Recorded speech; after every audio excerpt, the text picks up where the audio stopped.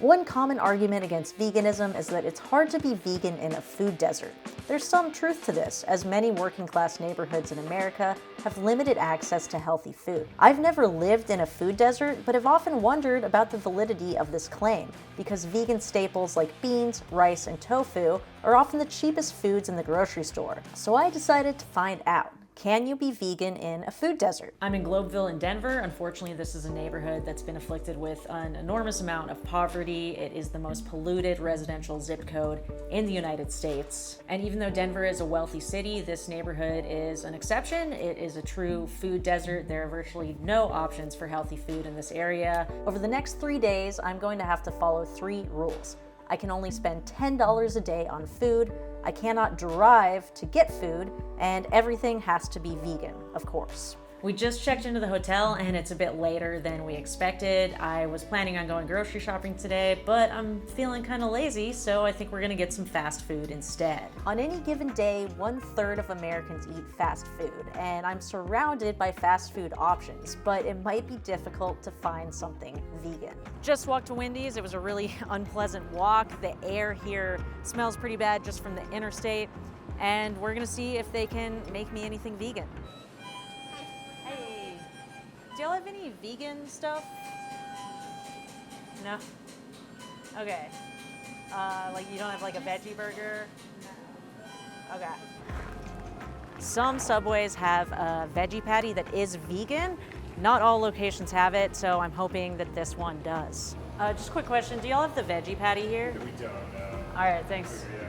I'm really bummed. I really wanted Subway. I've been thinking about it like all day, but we're gonna try Burger King. If they don't have the Impossible Whopper here, things are going to be desperate. If I get the Impossible Whopper with no mayo, no cheese. The number 3, or do you just want the sandwich? Just the sandwich and the value fries. Thank God for Burger King. That cost $9.69, so it's basically my entire budget for the day.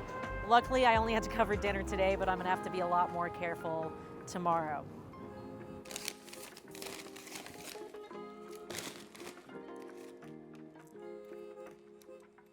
Look at how small these fries are. These were like $2. I mean, look at that. That's ridiculous. That is not value fries. This is actually really good. The meat industry has been incredibly successful at painting plant-based meat as one of the worst things you could eat for your health. In reality, they come out the same or better when compared to their animal-based counterparts. I'm a little bit worried about the rest of this experiment because I feel like I kind of cheated today because I did have the Impossible Whopper. I only had to have one meal here. I am a small woman. I really only need 1,500 to 1,700 calories per day. I weigh less than 120 pounds, so I think I can get away with just eating an Impossible Whopper. It's about 700 calories plus the fries, maybe got to 1,000. But for the rest of this experiment, I'm gonna have to get a lot more creative. I'm gonna have to go grocery shopping, and I'm gonna have to cook. It's clear to me that someone who lives in a food desert situation cannot get away with eating fast food all the time. Yeah, being in this neighborhood is a little bit tough just because it's, you know, just so different from what I'm used to. I'm used to having a yard and trees and access to bars and vegan restaurants. And my husband went and he got vegan sushi and I had to watch him eat it and it just looked really good. So it's definitely gonna be tough over the next few days, but I know that that's like nothing compared to what people who live at the poverty line have to go through on a daily basis. So do you find it hard to find healthy food in this neighborhood? I do. Like, this one of the very few grocery stores in this area. Yeah. And like I said, even though they have some fresh fruit, but the food, you know, I think it's secondhand food, you know what I mean? Because the meat, you know, coloration, you know, I don't think it's a good grocery store. You know what I'm saying, to be honest with you, you know. It's a low quality. Low quality food, yes. I'm really tired and I'm really hungry. It's late and I think today the name of the game is gonna be calories. I went to the gas station nearby and everything was really expensive. So I'm gonna have to walk to Save-A-Lot, which is about a 25-minute walk, and see what I can find there.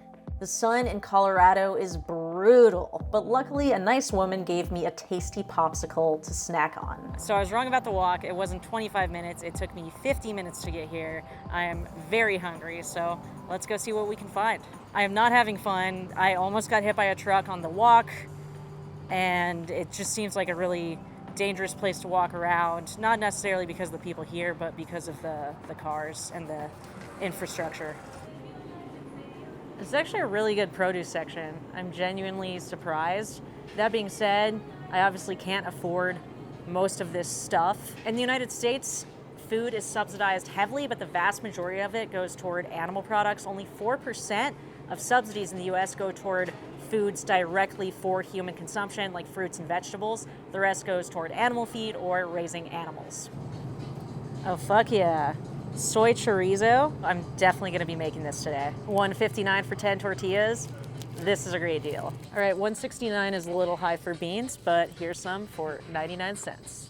I only spent $6.64, which means I've got a few extra dollars, and I think I know what that means. I've got about an hour walk back, and I'm so hungry. It's like 3:30, so I'm actually gonna eat some peanut butter and tortillas right here in the parking lot.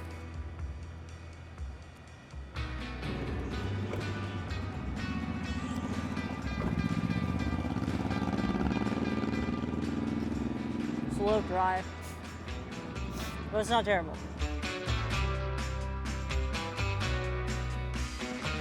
I'm finally back at the hotel. I'm not gonna lie, that walk was pretty brutal. And I looked at the bus route to save a lot, and it was basically taking me all the way south into the middle of Denver and then back up north. So it wouldn't have made any sense.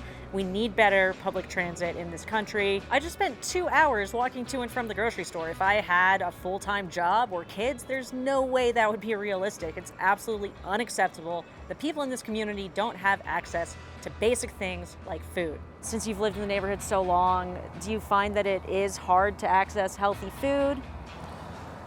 I mean, if you don't have a way of transportation, then it's probably difficult. It doesn't feel like it's pedestrian friendly, that there's not a route that gets you there easily. You have to cross both the highways, and then you have to cross the Platte River, and it just seems like traffic is pretty dangerous because the sidewalks aren't pedestrian friendly. It's dinner time, and I'm gonna have soy chorizo, black bean, tortillas. I'm super excited about this. I have actually been snacking on some more of that peanut butter, but I'm still very hungry, so let's do it. The soy chorizo smelled a little funky, definitely not as good as the Trader Joe's brand I'm used to. I'm cooking everything in the Instant Pot since there's no kitchen. It's just a matter of heating it up. All right, I don't have the highest hopes for this because I didn't have any seasoning, and as we all know, seasoning is the most important part of cooking, but let's see how this is. It's not bad. It's once again a little bit dry. I was thinking I would use my extra dollars to spend on salsa, but I decided I would actually save them for tomorrow so I have more money. Considering how much it costs, this is pretty good. The biggest thing I've learned today after my first full day in the food desert is that it's not hard to find vegan food once you get to the grocery store. The hard part is getting to the grocery store. So once again, I think a lot of times people talk about it being so hard to be vegan in food deserts. What they should really be talking about is the fact that they're car dependent and North American urban design is terrible. Just to provide a little context, I'm not rich by any means, but I'm also not poor. I make about $54,000 per year, which is more than enough for me. I've been in situations in my adult life and I've lived on much, much less. That being said, I've always had access to healthy foods, to fruits, to vegetables, to Trader Joe's, to Whole Foods, and this overly processed diet that has to be focused on calories is a struggle for me. I like to eat tofu and tempeh and salads pretty much every day for lunch, and I find that if I don't get enough fruits and vegetables, I don't feel great physically. So this is definitely a bit of a challenge. The next day began with more peanut butter tortillas, a few meetings, and a long walk. It's really hot. That walk was brutal. It took me over an hour. And the reason I came here was because I saw this place in an article about how Globeville's a food desert and they're known for having cheap, fresh produce. I haven't had many vegetables over the last 3 days, so I'm really hoping we can find something good. The other great news is that I actually have $13 today because I didn't spend all of it yesterday. So let's see what we can put together for dinner. I wasn't blown away by the options, but put together what I think will be a delicious meal. The Save-A-Lot was definitely a lot better, but I'm pretty happy about this mango. Oh yeah, that's good. On the way back, I stopped by one of the top polluters in the neighborhood, a slaughterhouse called Superior Farms. They kill about 1,500 baby lambs every single day, and it's really depressing because these are individuals, these are animals that have thoughts and feelings, and they're killed when they're 6 months old, and it's really just awful. The good news is that voters in Denver have an opportunity to close this place down. In November, they can vote yes, and it will end some of the worst forms of animal cruelty in the city. This is the city's last slaughterhouse, and we can vote for a kinder future where animals aren't treated as objects, they're treated as the individuals that they are. It's not just bad for the animals, but the air pollution affects the neighborhood as well. The smell in the evenings, it seems like it's progressively gotten worse within the past 2 years to the point where, it's now, before it was just kind of like a smell, and now it's like a smell that you can almost kind of taste in your mouth. So it feels like there's something else going on. All this walking was taking a toll on me, and my B12 deficiency started to kick in. I'm so tired. Literally the last thing I want to do right now is cook. I'm just gonna make a straightforward, spicy Italian pasta. So we got a red onion, which is my favorite type of onion because it has more antioxidants than yellow onions. If God didn't want us to eat animals, then he would have made us cry when we cut into chicken, not when we cut into onions. Checkmate, vegans. It's a little unconventional, but I'm adding avocado and jalapeno for spice. When you don't have much money, onions are an inexpensive flavor booster. Okay, I really hope this worked out because I don't fully trust Instant Pot spaghetti, but let's see how it is. Yo, it actually looks pretty good. Hey, look at that. That looks beautiful. All right, Southwest spaghetti going in. This is probably the best thing that I've eaten all week. It's got a nice kick to it. The Instant Pot cooked the spaghetti perfectly. This whole meal probably cost like, I don't know, $6 or something. So yeah, highly recommend. The only thing that I wish I'd done is put in some lentils or some sort of protein source. The pasta has a decent amount of protein, but it's not quite as much as I would want. But otherwise, I think this is a super solid meal, and I'm very excited to eat it. My time in Globeville is officially over, and those of you who have been following me for a while know that I had an ulterior motive for this video. I wanted to spotlight Superior Farms because I've been helping with the ballot initiative to shut it down. Spending time there made me think about other slaughterhouses I've been to. I remember the first time I ever went to a slaughterhouse. It was a couple years ago, and it was a pig slaughterhouse, and I was there with one of my friends, and we were just standing by the trucks, and we were watching the workers beat the pigs off the trucks, and then we would see them put the pigs down the chute, and they would go through the slaughterhouse, and we could hear their screams as they were being killed. And I remember looking into the eyes of these pigs and just seeing how scared and sad they looked, and feeling so powerless, like there was nothing I could do to help them, even though I desperately wanted to. And I went home that night, and I was just laying in bed thinking about all the pigs and how they'd all been killed.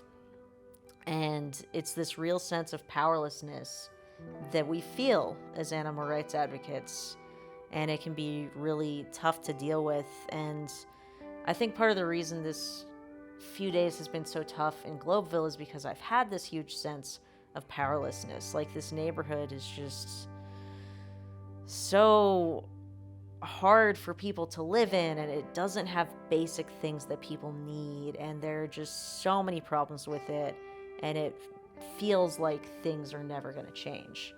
And when I was standing outside today at Superior Farms, I heard this lamb maaing, and yeah, I just felt like no matter what, she was going to die, and I couldn't do anything about it. And I just feel that way every day. Like, no matter what we do as animal rights advocates, billions of animals are going to be tortured and killed this year, no matter what we do. And that can be really hard to deal with sometimes. That's part of why I feel so good about this initiative that we're doing with Pro Animal Future is like, yes, I couldn't save that sheep today, and I can't save a sheep tomorrow, but we can shut down that slaughterhouse. We can come together as citizens and vote to create a better world for animals. We can't use just our power as individuals, but when we come together collectively and we organize, then we can pool our power to create the kind of world that we want to see. If you want to help us win this campaign, please donate today. This is our first step toward building a movement to end industrial animal farming in the United States, and every bit helps.